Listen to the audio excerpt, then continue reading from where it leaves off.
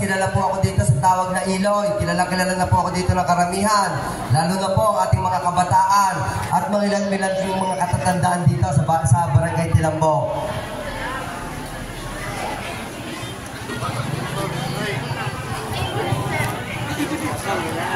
Walang mic.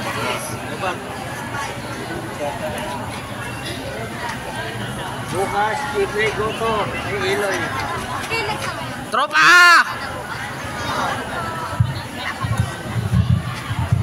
Hello. Ako po ay tumatakbo bilang isang konsehal ng barangay na ito. Marahil po, maririnig ninyo sa bawat lumalaban dito na wala kayong maririnig na puro na lamang serbisyo at pagtulong ang nais nila. Ako po ay lumalaban kundi hindi ko po para sabihin na kaya ko pang makatulong. Bakit?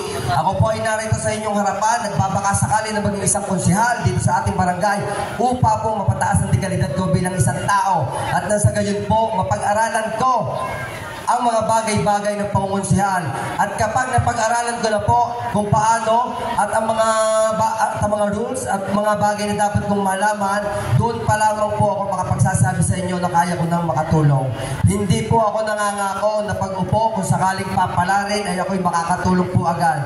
Ang paglaban pong ito sa pangungonsehal, doon pa lamang po sa aking pagtakbo sa unang araw, ako po ay natutulungan na ninyo at ako po ay nakakatulong na sa ibang tao at sa aking sarili. Bakit?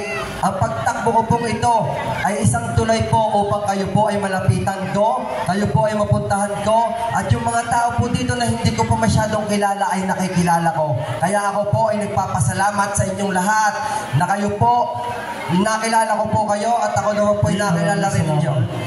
Thank you po. Okay, sunod naman.